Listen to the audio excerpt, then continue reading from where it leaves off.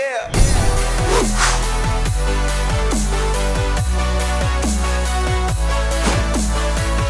Welcome back to the Gridiron Expert, bringing you some of the best college football news, predictions, and analysis. Make sure to like this video and check out everything in the description below, where you can go follow us on Twitter. Check out our official website, thegridironexpert.com, and use our promo code GRIDIRON over at BetNow to receive a 50% sign-up bonus. Once again, the links for all those things are in the description below. Today, guys, we are bringing you our Week 13 college football predictions. And as we all know, Week 13 is usually one that is fairly lackluster. Usually is not one of the more exciting weekends of college football because the final week of the season is Rivalry Week. And so the week before, a lot of teams usually are able to schedule a cupcake or an inferior opponent to tune up for the last week of the regular season. But despite all of that, we still found 5 huge games to cover going into Week 13, and we were here to break them all down for you like we've done all season. Now, do keep in mind that the rankings that we have up here on the board are from the AP poll. They are not our rankings. They are not the college football playoff rankings that will come out later today along with our live stream. They are the AP poll rankings. And we do that so we can continue to get these prediction videos out to you on Tuesday, much like we've done all season long. So without further ado, let's kick off these predictions. And it's only fitting that the first big game of Week 13 is going to be one of the earliest games of Week 13, as number 9 Penn State travels to take on number 2 Ohio State. This game being played at 11 o'clock Central Time. It's not a primetime game like we had last year. It's not even a 2:30 game or a 3 o'clock game. It's 11 o'clock on Fox. So kind of a shocker for some. I think a lot of people were disappointed by that, but personally I am very content with it being at 11. Now, it should be noted that we said before that Penn State got put back on the map back in 2016 with their upset over Ohio State in Happy Valley. I think that was the signature win that James Franklin was looking for, and that's what put Penn State back on the map, had an upward trend, and has put Penn State where they are today. Since that win, Penn State has lost the past 2 to Ohio State by 2 points. Past 2 by 2 points. Crushing defeats for Penn State that had they won one of those games, or maybe both, but at least just one, they may have finally broken through to the college football playoff. Last time they came to Columbus, they lost 39-38. And last year, they lost 27-26 in Happy Valley.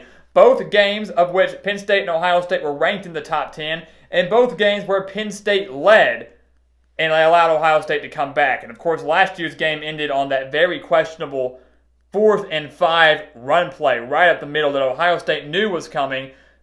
Very, very questionable. One of the worst calls we'd ever seen. And Ohio State escaped with a victory. Penn State lost the next week, and their playoff hopes were over.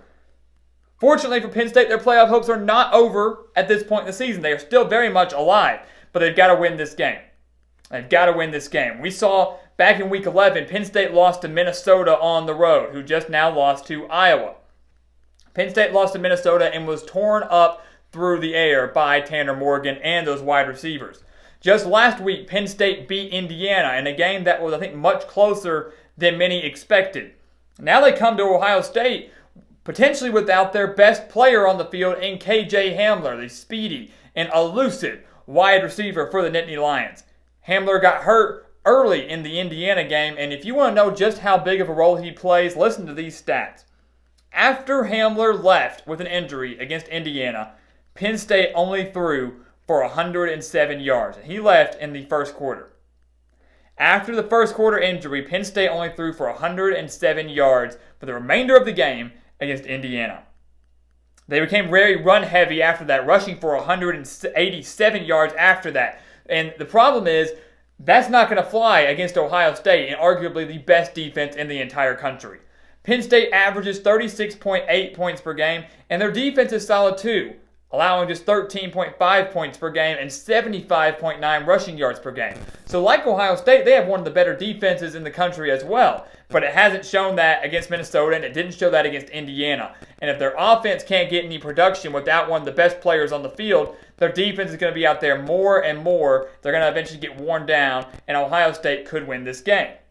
Now for the Buckeyes, we've said it before and we'll say it again, they're probably the most complete team in the entire country, running one of the most balanced offenses in the entire country, 287.4 rushing yards per game and 254.3 passing yards per game.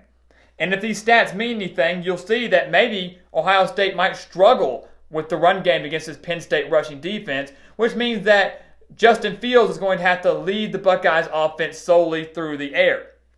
But on top of all of that, you look at Ohio State offensively and you look at them defensively, and to me, it's a no-brainer that their defense is way better than their offense. Only allowing 216.4 yards per game, 9.8 points per game, and their smallest margin of victory was 24 points. The most points they've allowed this season in any game is 21, and oddly enough, those came against Florida Atlantic and Rutgers. To me, the spread is huge. It's 18.5-point favorite for the Buckeyes. They're getting a 15.7% chance to Penn State to win this game. I think that's about right. I like Ohio State convincingly, and unfortunately for Penn State, not nearly as close as the past few meetings. Moving down, we have number 24, Texas A&M, traveling to number 4, Georgia. Why is this game big? Because this is the first time that Texas A&M and Georgia are meeting as SEC opponents. The first time they are meeting as SEC opponents, and the first time that Texas A&M is traveling to Sanford Stadium in Athens since 1980. So a lot of history involved in this matchup on the 2:30 CBS game for Texas A&M and Georgia. Now the Aggies, we knew coming into the season they were facing one of the toughest schedules in the country, having to play Georgia, LSU, Alabama, and Clemson, 3 of which coming on the road, going to Death Valley at Clemson, going to the other Death Valley in LSU, and then now going to Georgia. Despite all of that, even though they have yet to play Georgia and LSU, A&M is 7-3 and has won 4 straight games by an average of 20.3 points per game. In those 4 games, they're allowing just 16.8 points per game. So they are doing extremely well across the board and seem to be hitting their stride. And this is the game that Georgia cannot afford to overlook. They're playing extremely good football, but we do remember that Georgia lost at home to South Carolina earlier this season. Texas A&M just beat that South Carolina team at home 30-6. That was just last week. Kellen Mond is running the show for Texas A&M, over 2,400 yards and 18 touchdowns this season, and the running game for the Aggies is finally picking up. Isaiah Spiller leading the way here, averaging 6 yards per carry, and has nearly 800 yards on the ground so far. So A&M has a fairly balanced offense, and it's one that Georgia cannot afford to overlook. A&M a much better team than the South Carolina team that Georgia lost to earlier this season. But like A&M, Georgia really seems to be hitting their peak as well. It seems to be hitting their stride right now.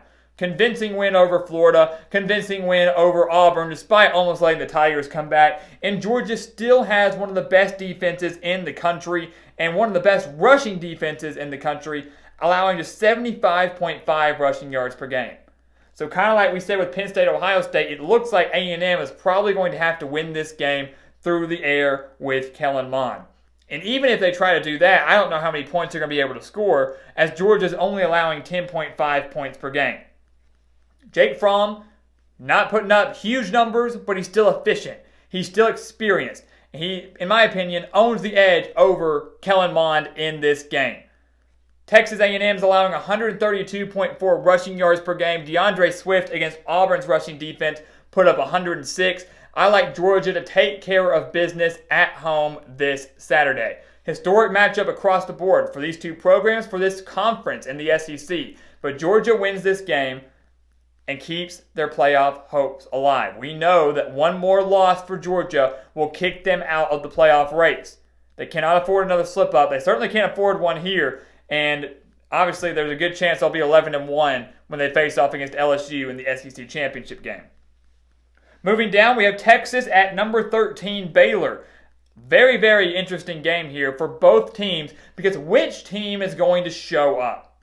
Both teams coming off devastating losses, and more devastating for Baylor, a team that should be 10-0 coming into this game, should be in the top 10 coming into this game, but they're not.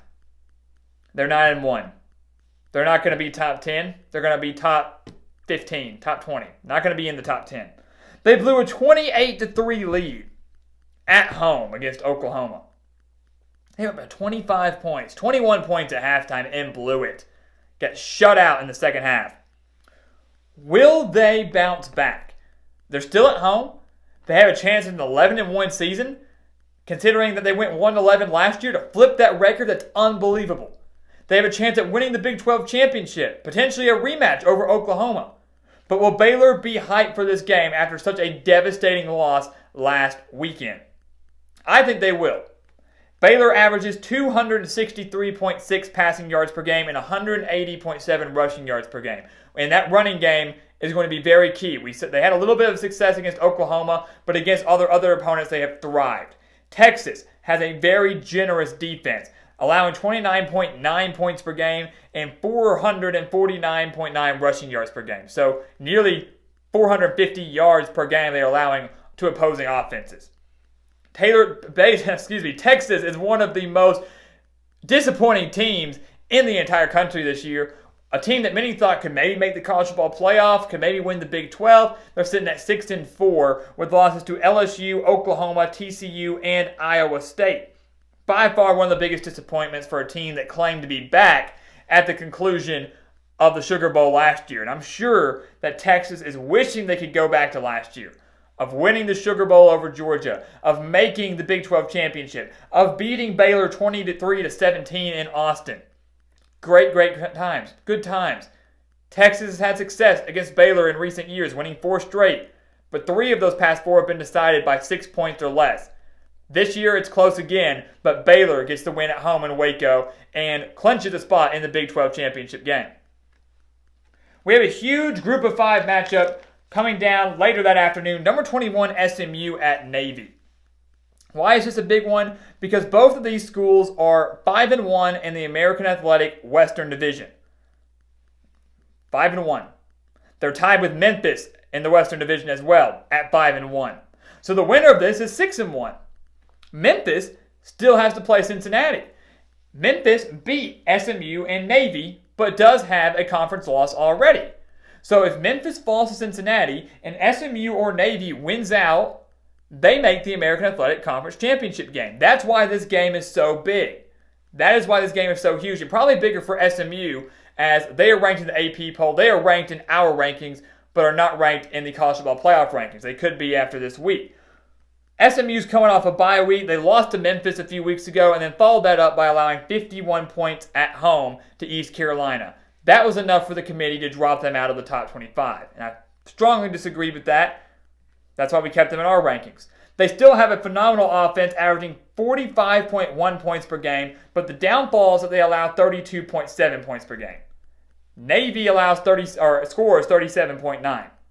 So once again, something's got to give there. Expect this game to be high scoring, as many American Athletic Conference games are, but you look at the offenses, they play completely different styles of football. Navy, a very run-heavy team, as we know, running that option, and even though they put up nearly 300 rushing yards against Notre Dame, they lost 52-20 to the Fighting Irish and found themselves down 35 points at halftime. They got annihilated by Ian Book, who threw 5 touchdowns last week for the Fighting Irish in that win over Navy. SMU has Shane Buechele, who's thrown for over 3,100 yards and 28 touchdowns this year. And even if Navy shuts down the passing game, SMU's got a guy named Xavier Jones, who's already rushed for over 1,000 yards and 18 touchdowns this season. SMU reminds me with their passing game very similar to Notre Dame. Even though this game is at Navy, I like SMU to take care of business. They're rested, they're mad, they want to make a New Year's Six bowl game, and they know that those hopes and those goals are still within reach. But they've got to beat Navy first, and Sonny Dykes and the Mustangs take care of business. And then finally, we've got Pittsburgh at number 25, Virginia Tech. Once again, many will question, why is this a big game? Why is this a big deal? because both of these teams are sitting at 7-3 and have a very legitimate chance to win the ACC Coastal Division, which we knew coming into this season was one of the most wide open and unpredictable divisions in all of college football. Here's a scenario. If Pittsburgh wins out, which of course would mean beating Virginia Tech this Saturday, and Virginia Tech beats Virginia, something they've done a pretty good job of in recent years, then Pittsburgh wins the ACC Coastal. If Virginia Tech just simply wins out, which would mean a win over Pittsburgh and then a win over Virginia next week, then Virginia Tech wins the ACC Coastal. That's why this game is so big for both schools. And we'll start with Pittsburgh, a team that knows how to win close games and knows how to give their fans heart attacks. They are 6-1 in their past 7 games, but all but one of those games have been decided by one possession. The only exception to that was a 10-point victory over Georgia Tech, a team that Virginia Tech just beat 45-0. But that key 7-game stretch includes a 7-point overtime victory last week against North Carolina, a 1-point victory over UCF, who was very good at the time, has since kind of petered off. We've got a 3-point win over Duke and a 3-point win over Delaware. That's concerning, but that's in the past. Pittsburgh's playing phenomenal football, one of the hottest teams in the country. Last year, Pittsburgh was a very run-heavy team. We knew that. Now they're a very balanced team, but rely a little more on the pass with Kenny Pickett, averaging 260.1 passing yards per game, and Pickett just had a career day throwing for 359 yards and had 3 total touchdowns in that win over North Carolina. But if you want to focus more on the defensive side of the ball, if you're a defensive guy, listen to this stat. Pittsburgh, they allow 20.8 points per game. But they have 45 sacks this season. 45 sacks through 10 games this season. That's 4.5 sacks per game for this Panthers pass rush. One of the best in the country, and they've done it extremely quietly. No one's talking about them. That could be huge in this game against the Hokies.